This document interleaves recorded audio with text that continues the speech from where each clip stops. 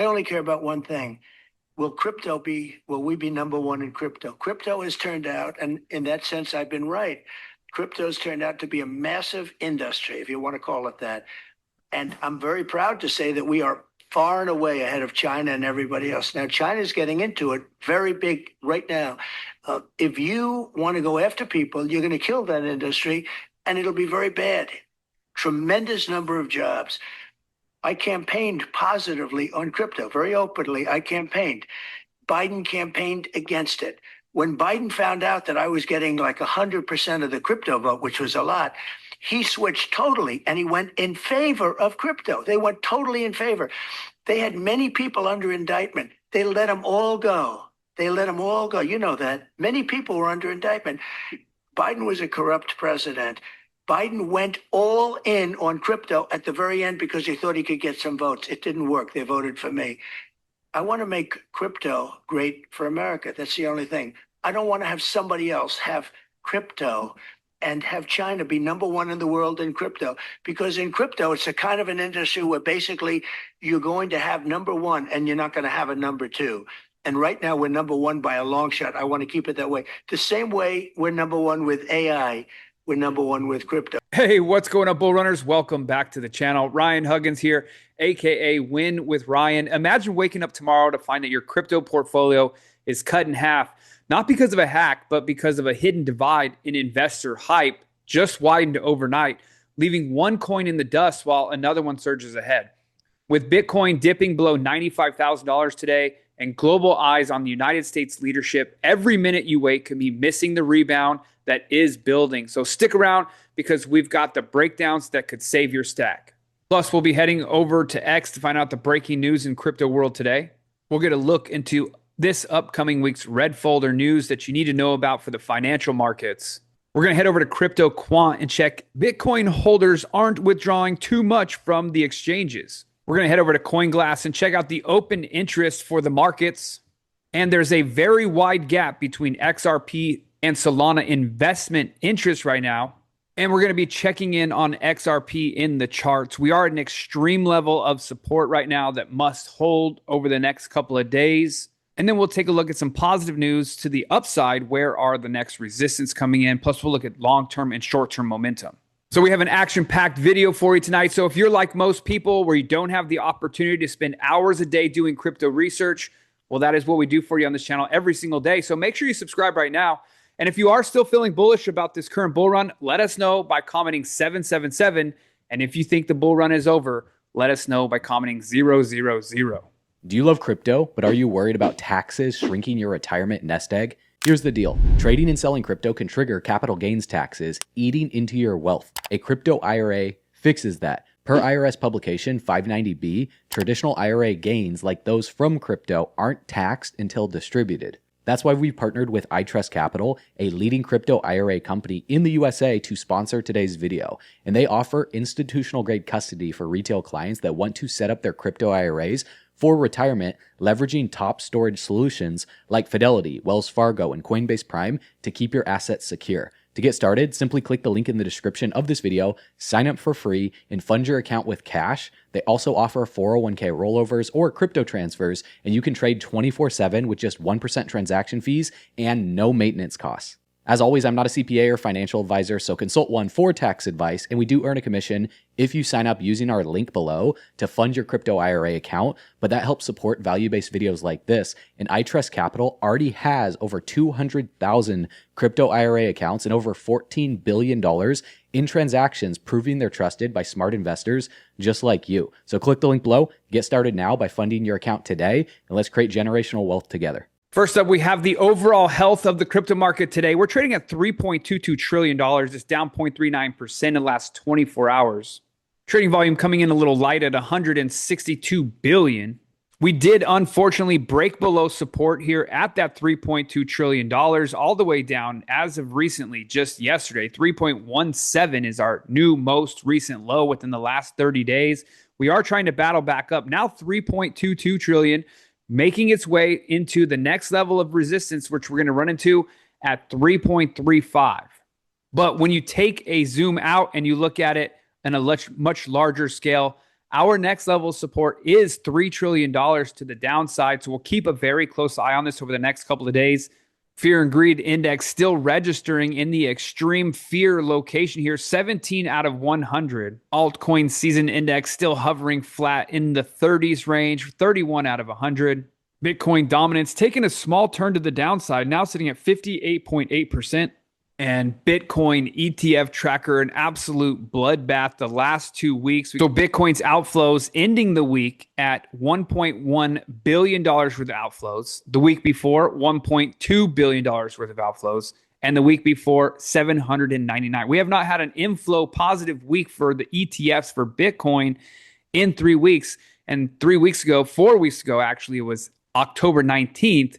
We did have inflows of 435 million, but nothing since then. Ethereum ETFs also doing horrible last week, 728 million to the downside, 508 the week before. The week before, though, it was positive, but barely $19 million worth of inflows. So you may be wondering, well, why do you check the ETF inflows? Well, if you look at the charts here, as you can see, the volume started rising. You can get an early indication of where price is going to be going. So you can follow the volume of ETFs and boom, you can see where price went. And the same thing with Bitcoin. When we started seeing surge of prices coming up back in April 2025, we were getting massive volume inflows to the ETFs. But what is going on with the traditional markets? Well, some important information is coming. Now that the government is back open, we can start relying on these reports. We do have the FOMC meeting minutes coming out on Wednesday.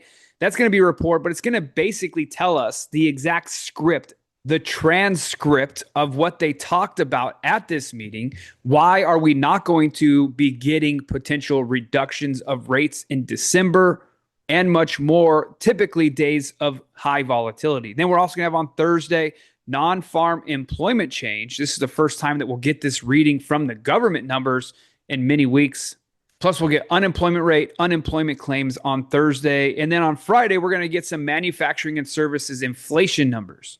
So as we know, the market is taking a breather here, if we want to call it that. Some people are freaking out saying that it is officially over. Oh my gosh, I didn't sell at the top again. I'm going to be holding for another 3.5 years. And you know what? I've done that and I know that pain. And it is a possibility that this market is finished. But we're going to take a look at some numbers today of levels of support for the charts to potentially give you a little bit of reassurance. But as we can see right here, Bitcoin price is the orange, open interest is the blue, and green is the volume. So as we can see, as price was going up over time, open interest really takes a move to the upside. This was back in November of 2024 when we had that first massive pump. Then we had a small pullback. Open interest also took a breather. Now, what's interesting here is open interest recently had a maxed out level here, and that was on October 6th. Ever since then, we've been on a downward trajectory with open interest and also, of course, the gold line here being the Bitcoin price. And when we take a look at open interest by expiry dates, these are contracts that are set to expire at a certain period of time. For example, these are November 21st, 2025. We can see that the longs are actually heavier. There's more call volume than shorting here. Also in November of 28th. Then we go to December 26th, and it's a pretty massive. So most people who are betting on the future with open interest believe that it's going long. And when we take a look over here at CryptoQuant at the exchange withdrawing transactions, so these are people that are deciding to take their actual crypto off of exchanges, you can see just recently people are starting to panic without a doubt, because when we take a look at this chart here, it definitely has a we'll zoom in on this time frame. We can see that it's chilling at normal, and all of a sudden, boom, a massive spike as prices continue to drop here. People are starting to freak out. In fact, we've had a recent high exchange withdrawals, 9,495, which happened on November 14th. Now, this massive drop off is just because a report hasn't necessarily been given to us just yet on this day that's accurate. It's showing November 17th. That there was 349 withdrawals. Now let's take a look at depositing address, because remember, people are continuing to put crypto on exchanges. But why would you put crypto on an exchange? Well, you would put crypto on an exchange because you wanted to exit that exchange, right? Because if you have crypto in a cold wallet, you have to send it in to sell it for cash. Well, as we can see, the actual exchange depositing addresses, contradictory to what we just saw, is going down. In other words, people trying to actually send their money to Coinbase or Kraken to sell it for cash has actually been going down over time. And when we zoom out into a larger time frame all the way back to 2022, we can see some huge spikes. Like right here, people thought, okay, this is a top. I'm about to take some profits. That was March 5th, 2024. What's funny is they missed out by holding through this consolidation. The next actual pump is where you could have made your money. This is where you also see another large volume of people putting their coins on exchanges because they were selling off. So right now we can think of this as people have a more long-term hodl mindset, which is a positive thing. And like we were talking about exchange withdrawing transactions, these are people that are taking their crypto off of exchanges. Those are spiking right now too, which is also weird because we're having this massive price downfall, but people are like, I don't want my coins on Coinbase. I don't want them. So either there's something going on at one of the large exchanges where someone knows something that we don't know, or people are like, I'm bracing for it. I'm just going to hold it offline. But one thing is for certain, and we do all know this because we've all been following this, or at least if you've been watching my segment, you've been following along as well. And if you're not following my segment, make sure you subscribe today, smash that thumbs up. But when we look at Bitcoin exchange reserves, these are coins that are held at those exchanges, all exchanges, we can see we've been plummeting. There is a potential literal not enough coins left, aka a supply shortage of Bitcoin, because as we can see right now on exchanges, now there are people that are facilitating over-the-counter transactions behind the scenes that we don't get involved with. This is for retail sales specifically. Exchange reserves, though, 2 million. You can see in the bottom right corner, I'm going to move this, but 2,394,607 on the exchanges or Bitcoin left. That's it. Just that on exchanges. Then when we look at Ethereum, we're going to experience a very similar scenario where we are actually getting to potential scenarios where there's not enough Ethereum on exchanges for people to buy. Now, we do know that Ethereum has an infinite number of coins, though, because they can just keep on being mined and mined and mined into the future. So this could, if no one wanted any more Ethereum, this would obviously start to tick back up. Now, when we do take a look at XRP, it is not experiencing the same thing. We can see all the coins on the exchange here. This one is Binance Exchange. You cannot do all exchanges with XRP, but we can see there is no supply shortage here for XRP.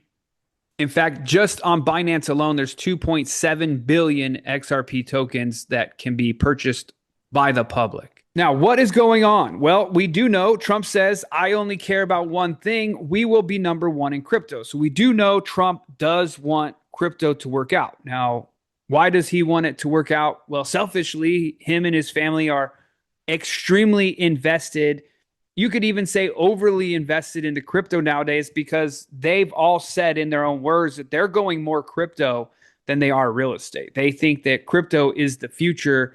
And the interesting thing is, you know, what's funny about real estate, as you all know, I do fix and flips here in Southern California for houses and real estate investing, is real estate is very illiquid.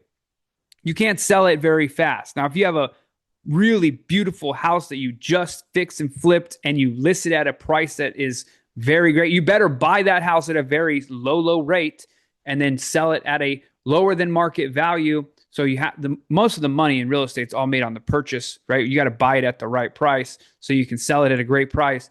But for example, their whole family is involved in the Trump real estate empire. Those buildings are not easy. There's very few people that could even want to buy one of like Trump's properties. They're so expensive and so elaborate that you couldn't just sell it overnight. But Bitcoin, they can exit out at hundreds of thousands of dollars worth, millions of dollars, even billions of dollars. We've seen that in volume, that someone in one transaction can sell enough Bitcoin for $1.5 billion. So he does selfishly want that to happen, but also for America, for the United States, he wants it to be the leading in that technology of crypto and AI. And as we just talked about, as far as liquidations, one thing that is scaring the crap out of people is these large companies are taking profits. Okay. So now you may be looking at it in one of two ways. You could be very pessimistic of, oh my gosh, Grayscale and BlackRock, they're selling large pieces of their tokens, but their job is not to buy and hold. We have to all remember that. These companies are not buy and hold. They're not buying Bitcoin so they can hold it for the next 10 years. They're buying Bitcoin. They're going to make profits for their shareholders. People buy Grayscale, their opportunities, and you hold their shares, and then you want that share to go up in price. How does it go up? Grayscale buys Bitcoin, makes profits, sells it, and then Grayscale makes money. Well, that's what they're doing right now. A lot of people are freaking out about that, understandably, because 440,000 Bitcoin has just been liquidated, 65% of their holdings. Well, you know what also is coming? The end of the year. So they have to make sure they're ready for taxes as well. So this is the largest crypto fund has been selling nonstop. They have less Bitcoin than they did in 2009. What is going on? So yes, this is definitely a reason to freak out a little bit for some people, because as you take a look here, they sold 498, 497, 499, 352. All of these Bitcoin they're selling for 47 million, 47 million, 47 million, 33 million, 47 million, 47 million. So I said, like I said, hundreds of millions of dollars being able to be liquidated rather quickly. You couldn't sell a $47 million building very quickly, but you can with crypto in seconds. But the other interesting thing that people are starting to freak out about is Bitcoin's core development team may be tied to this guy. And that would obviously be a very bad narrative for the origination of the team that built out Bitcoin. As you all know, the most famous thing that ever happened to Bitcoin was the guy who sold pizzas for Bitcoin for 10,000 or 20,000 Bitcoin pizza day, and it was worth, billions of dollars now. Well, unfortunately, that is also a symbol of something else that a lot of people are tying to this guy. But what's really interesting is Gary Gensler was attached to all of this information here, because remember, Gary Gensler was a teacher at MIT, where this guy also was a teacher. So what if Gary Gensler gets wrapped up in all of this as well? Be really crazy. Now, also, I wanted to tell you guys another thing that's scaring a lot of people right now. Bill Gates Foundation dumped 65% of its Microsoft stock for a total of $8.8 billion.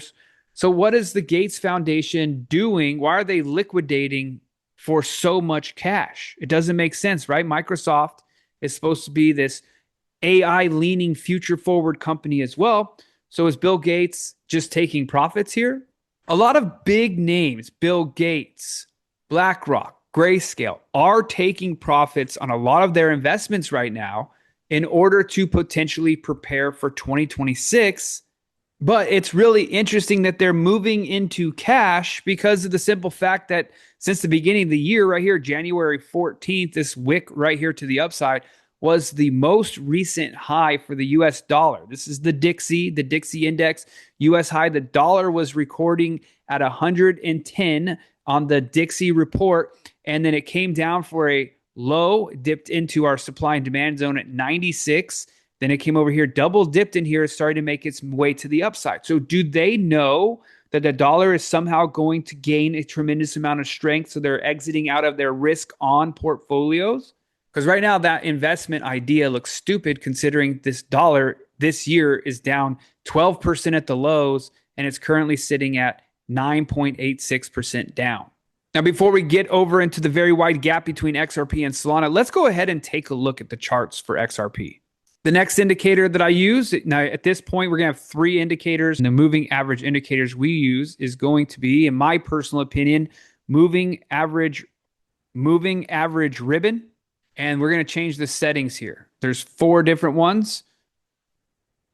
We're going to change them to EMA, EMA, EMA first. And then I use the 10, the 30, 50, and 1100. All right. And then we're also going to add colors. The 1100, we're going to make it white or blue or whatever. We're going to make it white though. The 50, I use red. The 30, I use yellow. And the 10, I use orange. And then I'm going to save those. So now, as you can see, my long-term momentum momentum indicator is the 1100 here on the daily. The fastest moving one obviously is the 10, the orange, then the 30, then the red, which is the 50. 10, 30, 50. Okay, so as we can see right now, as we're looking at this, all of our momentum indicators, moving averages, are sloping down. Our short-term momentum indicators, red and shorting down. And our long-term momentum indicator is been red. So we're bearish. So we can prepare, like even when this is going up right here, and then this flashed green, this right here gave me a lot of hope. And then you have to keep in mind that if we break back down below that, which we did right here, then we lost the hope. So you have to be ready to change your thesis based on the way you're seeing the charts. So right now, red, I'm looking for short opportunities until this breaks back in green. And short opportunities would be when this is done being red, or green rather, and turns red. That means it's probably going to go to the downside. So that's what I'm looking for when I'm looking at potential trades. So right now, I'm looking at the daily of XRP and I'm saying, okay, well, what's going on? Well, we're bearish here. It's trying to get back up to zero line. We're bearish, bearish, bearish here, and we're bearish here. So it looks like we're going down. Now, the next thing that I do is, okay, well, where are we going if we're going down? In order to do that, what I like to do is I use the Heikin-Ashi candles. And I'm going to take this off so it makes it easier to see. I use the opposite of the trend to find my spots. Okay, so if I'm saying this is a bottom, because from this point it went up. So if this is all up, this whole entire line from here to here is up, right? All of this. What are the red spots in this up? Those are going to indicate levels of potential support and resistance, supply and demand zones. So we have this red candle right here. We have this red candle right here. Since this red candle engulfs this whole one, I'm just going to use this one only. I'm going to turn the magnet on and I'm going to use this. So this is my downside supply and demand zone, because from these, there's no red here. Now, what I can do is I do know there's probably some stops along the way here. This is a very large time frame, the daily. So I can go to the 4-hour and I can get a different time frame to take a look at, okay, maybe there was some other interference on the way. So for example, in this uptrend, this blue line that we drew earlier, right? This trend from this low to this high, we knew that this was going up over time because we had that knowledge. Well, if you zoom in to a 4-hour charts, and this was the up. But look at this. Oh, there's an interference right here. Check this out. There's this red and this red. So what you can use here is the smartest move is the last red candle before the green up move. Okay. And then the last red candle before the green up move. So that's what supply and demand. That's how I find supply and demand zones personally. And what's interesting is if you didn't know any of this was happening in the future, well, because you labeled them back here, look at price did come to here. Boom, it hit that spot. Look at this. It started climbing out of this, retested the same spot. And then literally it wicked and tested and ran up. Okay, then it got back here. Interference. It didn't want to break below. Well, it finally broke below, but then it had one more support here. And then it continued. And this was like the support that we could not break. We do not want to break this support. And then recently, boom, right here, October 10th. October 10th will go down in infamy, right? Because it did that massive, crazy drop. But look at this. It broke down below these levels. And the body of the candle landed above this zone. So even though the wick got gnarly down here, right? It stayed there. But look, eventually, price came into the supply and demand zone, ended up coming up, bounced off this supply and demand zone. And these are why I use multiple different things. Okay. So like, for example, right here, we bounced right here. Short-term momentum says it's going to go up. It did. It went up. We're in the green, came here, failed out, but then right here, it finally ran up. It turned green again. So this right here would have been my exit, and then I re-entered right here for a long. And this is also confluence because this was going green and this was going green. Now, what's really interesting is you could take all of these off of the charts to remove all the drawings, and we could turn our moving averages back on, and we can use the long-term momentum or 1100 exponential moving average as a level of supply and demand as well, or support and resistance. Because look, take a look at this. So if we go to the 1 hour chart, we can see that price continued to break off the 1 hour recently, right? Boom. So where is price right now? Where is price right now on our 1100 exponential moving average? Let's look at the 12 hour. Okay, so look at this. There is potential of price coming down to the 12-hour line. So I'm going to watch this. The reason why I know that is because I was already doing charting. I chart every day for hours. Let's look at the 11-hour. We just lost the 11-hour, right? So we've officially broken down below. Now, just like this, it recovered quickly and got back up. That's a possibility. But take a look at this. When I look at Bitcoin, Bitcoin also lost the 11-hour. If I look at Ethereum, Ethereum also lost the 11-hour. So if it loses this one, you have to go to the next highest level. We can see right now Ethereum is literally supported by this 12-hour 1100 exponential moving average. Bitcoin did break down below theirs. So if Bitcoin and Ethereum are both sitting at that, the likelihood of it happening for XRP is actually pretty high. Not saying that it has to do that, but I'm watching to make sure if price returns to $2.02, then that is a potential spot. Now you can do this on every time frame. You just have to have the upgraded version. But if I look at this, what worries me the most is when I go to the daily and I look at the daily 1100 exponential moving average, it's all the way down at $1.50.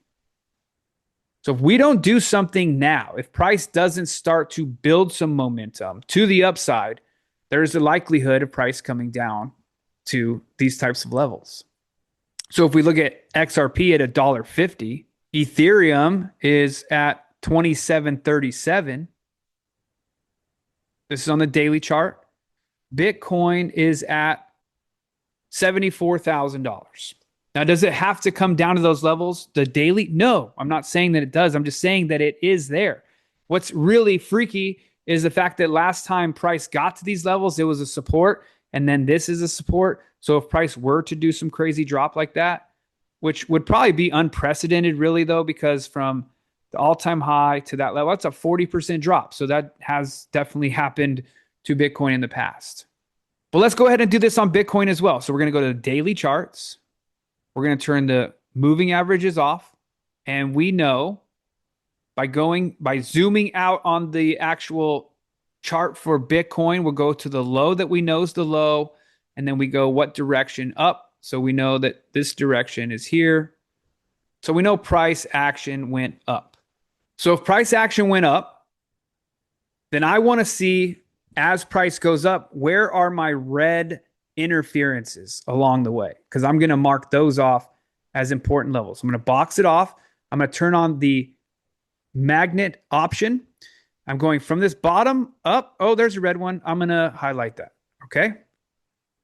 I'll grab my box again. I'm going from up here. Oh, there's a red one right here. And I'm going to lock that one in. Since these two are in that same box, I'm just going to use that one. And then I go up again. Oh, look at this. There's two red ones right here, side by side. I'll use the bigger one so it gives us a little more liberal movement here. And then we go up, come back in the zone, up, back in the zone, up. So all of this is just regular old noise. Don't even worry about it. Then we go up and then take a look at this. This red candle right here is essentially our high for that move. Now we did come back down and then finally make a new all-time high, things of that nature, but we'll get into that later. What we're talking about is just this move here, that first initial batch. We're going to remove that. So now if we were to take a look at this, we'll go back to traditional candles away from Heikinashi. And we look at this and we go, okay, well, let's take a look at how did price react to these locations. I didn't know that it was going to show up here. just used this box, and then you go into the settings and you turn on under style. There's this extend option. You're going to do extend right. In fact, let's try extend left because we're going to go look at it in the previous history as well. At 104,000, actually, yeah, it did hit it right here. Okay, so this was our climb up to here. Price did come down into this box. This was that 104 to 101 box right here. Then it came down and it's sitting in the box right now. Now, this is a potential bounce zone for a couple of reasons. One, it's supply and demand. That means when it was on its way up to this upside, there was equal amounts of buyers and sellers in this range. So this price right here, people think is a legitimate price. When it's doing this crazy ass pump right here, people literally don't believe that it's supposed to be going up that fast. And same thing to the downside we'll cover. But right now, price did hang out at this location, did a fake pump, a bear trap, and then boom, down to the next level, which is right here. So what do we have to be careful of then? If this pumped out and then fell down, well, we could likely pump up and then fall down to here. This level down here is between 85,000 and 83,000 for Bitcoin. Now let's go back in history as well and have a little fun here. Let's go look at when we did our level right here. This is where we started and we extended it to the left as well. We take a look at that.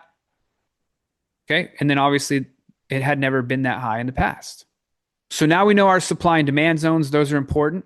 And then let's go ahead and we're going to leave them on there this time because you guys are starting to catch on. We're going to turn our moving averages on again, but you can see these moving averages are flowing to the downside. It's like a waterfall. Boom, boom, boom, negative. Look what happened when they were going up. Okay. And they also cross over each other. So orange, yellow, red, bullish. Right here, it took a little consolidation, even though it's a big volatility consolidation from 110 to 100. That's a $10,000 move. Scary. But our average price and time wasn't dropping before it went up. And then it continues up. But then they start crossing over right here. So this was a massive move to the downside. 10 crossed the 30 and the 50. Then the 30 crossed the 50. Right in here, we're bearish. Even though we had a pullback into this range, boom, down. So what we need is price to break out this level. Look, it's even having a hard time literally right now. If we go to a small time frame, 15 minutes, it came down into this zone. It's trying to break out, hit literally the perfect bottom. It's trying to break back to the top. Now, what you'll also notice on the 15-minute range, we are about to get a potential bullish crossover here. 10 crossed over bullish, but the 30 not quite there yet. So we're not really feeling confidence until that moves over. We can see in our long-term momentum wave down here, Wolfpack, it is green. So we're getting at least some bullish potential energy. Okay, and then we're going to do it one more time just for a little bit more confidence in your coaching on this supply and demand zone. We're going to go from this low. Now there's a lowered low over there, but we're going to go from this point up to the tops. Let's turn the magnet off on this because you only need the magnet when you're doing the rectangle tool. And then we switch from regular candlesticks to Heikin-Ashi candlesticks. And we're on the daily charts. So we can see right here is a level. Oops. Didn't turn the magnet on. See how that didn't work perfect? Magnet on. And then from this move up, boom, here's a red candle. Okay, that covers that one as well. And there's another real close one right here, this red candle. And then look at this, boom. It was just flying to the moon here until it had this really good pullback to the 30 and bounced. And we're going to use that last red candle before the green. And since these two red candles are in this, we're going to leave those alone. And then price continued to move up. And then it finally finished right here. So we'll do this red candle right there. And that's the level we couldn't break yet. All right, now this is on a very large time frame. It's the daily, so those gaps can be pretty big. So as we can see right now, we did get into this zone again. We'll go back to traditional candles. Price came down into this little zone right here, and it's breaking down. We have the 1100 exponential moving average here. Let's flip back to Heikin-Ashi candles. Since these gaps are so big, let's go ahead and use a smaller time frame. We'll use the 4 hour. We're going to find our level of the rise of price. Let's get rid of this box. Get rid of all these boxes. And now we're zoomed in on the blue rise. Okay. So we're going to go ahead and box off the final red candles before a move to the upside right here. Look at this crazy random one, right? This little baby red candle right there. Right here. Those bounce off of it, so we'll leave that alone because we don't want too much noise. Too many boxes can make it look weird. All right, then we go here. Then it had that pretty heavy pullback, made it way up into right here. We're going to get rid of this big one too because it's in the way. And boom. Okay, so we'll use that for now. So what we'll notice is on this one here, even though it did continue moving up pretty high, look at when it comes down, it bounced in here, bounced in here. It comes and it gets right in that zone. It came here. Unfortunately, it lost it. Then it becomes a resistance, broke through it. So if we look at price and time where we're at right now, on the 4 hour charts, there's a pretty healthy supply and demand zone right here below us at 29.46. So we'll go back to XRP here and we're going to take a look. We obviously know prices coming into this zone. There's a lot of different interference zones in here. This is the 4 hour charts now. So let's find that last red candle before the up move for our bottom. So this will be our bottom candle here. It gets us to $2.02 and $1.90. We're not there yet. We know price is trying to continue to maintain where we're at, which is currently sitting at $2.22. But we do know that there's a very healthy supply and demand zone right below us at that level. So I'm using that as a potential stop.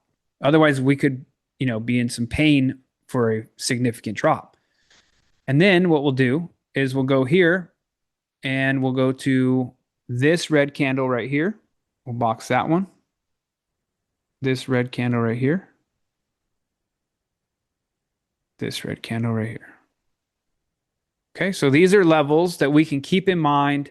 And you'll notice too, this is actually another positive thing that's happening right now, is that we're getting into a level of a bunch of different supply and demand zones. So that is creating a tougher time for price to drop through them.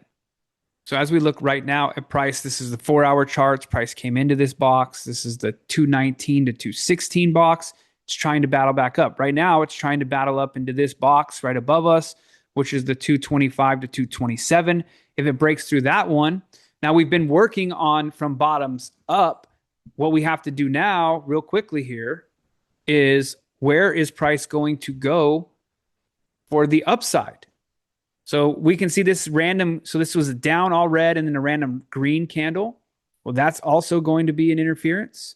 But once it breaks through that, there's a potential that it runs all the way back up to this green candle. And that would get us back into the $2.44, $2.50 range.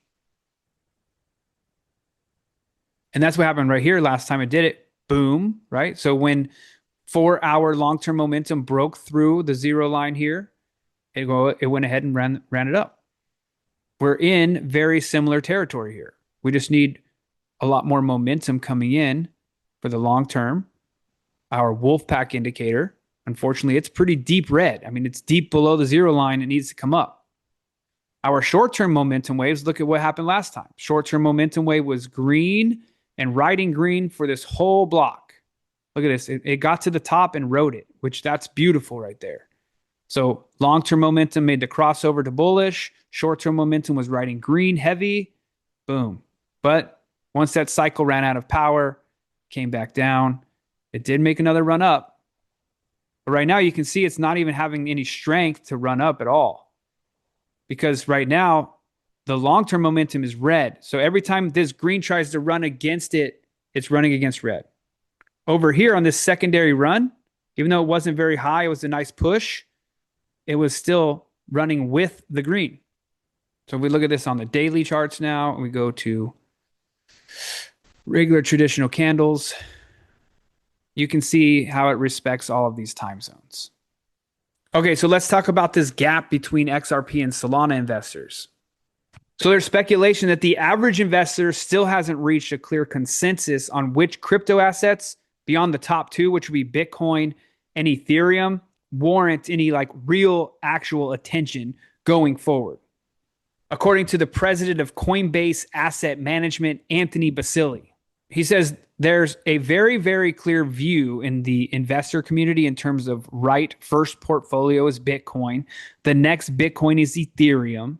He then pointed out that Solana is maybe the third asset on the radar. The market is very unsure as to whether the next asset that they want to own is either Solana, or there's also a very wide gap into XRP, which is interesting because when you take a look at market cap, which is the total amount invested into the coin, XRP has a market cap of 134 billion. And Solana now only has 76 billion. Solana has dropped off really, really badly here at the end of the year. 76 billion. It was back and forth with Binance just a couple of weeks ago. Now it's looking very bad. I mean, it's down 17% in the last 7 days. So you could say that, but for those of you being optimistic, there's a potential of, hey, Solana is in a really good spot to be a pickup. Now, the big reason why people hate on XRP, even though it has a massive market cap, is this right here. And this is a true statement. I'm a XRP army. You know, I believe in XRP big time. But he said, despite XRP doing a great job at execution, investors need to see more network velocity. So XRPL is what XRPR is designed to be used on. The XRPL itself doesn't have very much transaction activity. So you actually need to see them being a part of the liquidity ecosystem.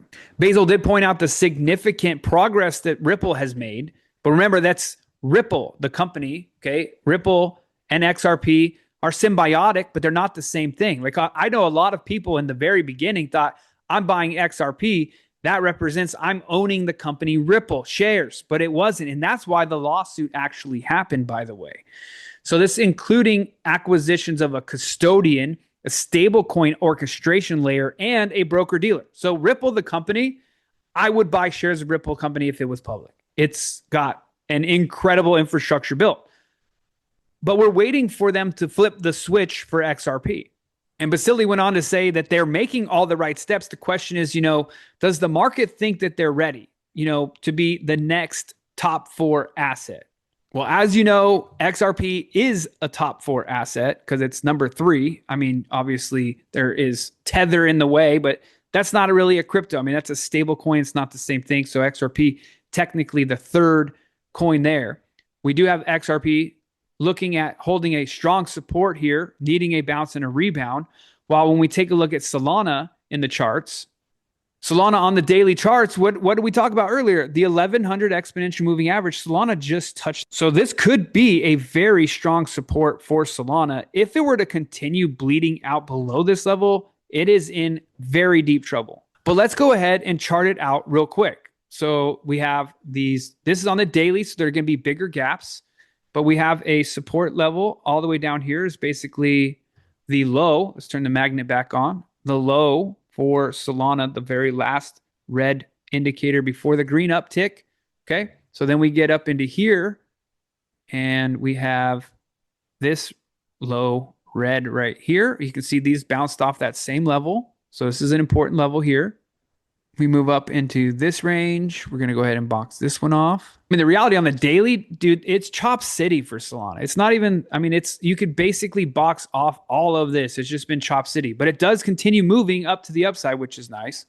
And right now it is in a supply and demand box. So that would be between 141 and 126. If we lose that level, there's a possibility coming to 112, 102.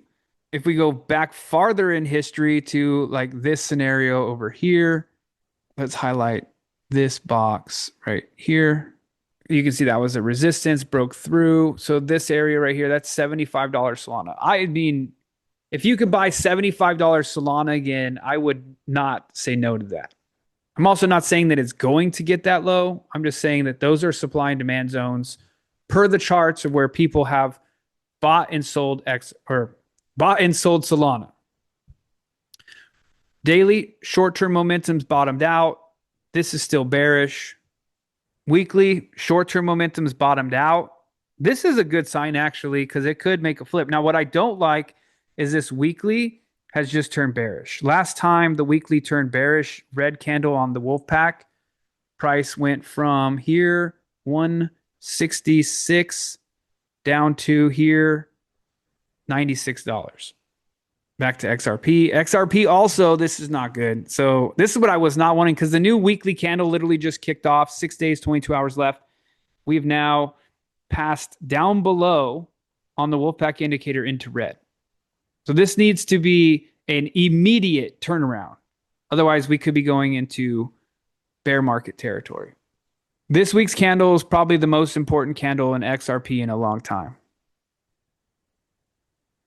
And I have not actually said that ever. So, because, well, maybe I have in the past, but like this is crazy. If you have 10K or more in crypto, you're literally giving up an extra $300 per month in passive income. You're giving up on a free 3 to 8% additional monthly yield just because it's sitting on an exchange like Coinbase or Binance and you're being lazy. You're taught to hodl, just wait for price appreciation, and this is costing you thousands of dollars. So let's see what happens here. While your assets are sitting there doing absolutely nothing and inflation is kicking your ass. For example, Ethereum didn't do anything over the course of 3 months. XRP didn't do anything over a whole year. And Solana, same thing. It didn't do anything for an even longer period of time while you sat there making no money. And I'm not saying that these are bad investments. It's quite the opposite, actually. But the smartest investors in the world make their crypto work for them to generate additional yield. And why would you not do that? You're holding these crypto assets anyways. It's like buying a rental property and not renting it out. If you hold on to the property because you believe that it's going to appreciate in value over years, why wouldn't you rent it out so someone else can pay your mortgage while you still get the value appreciation? So it makes no sense to just hold your crypto without earning yield on your idle coins. And if you're just holding your crypto on exchanges like Coinbase, your assets aren't safe. In fact, Coinbase was hacked for $400 million and the hackers bribed Coinbase employees so they could access sensitive user information, demanding a $20 million ransom from Coinbase, which the company refused to pay. I want to make you aware of a disturbing email that we received recently at Coinbase. It was a ransom note demanding $20 million in Bitcoin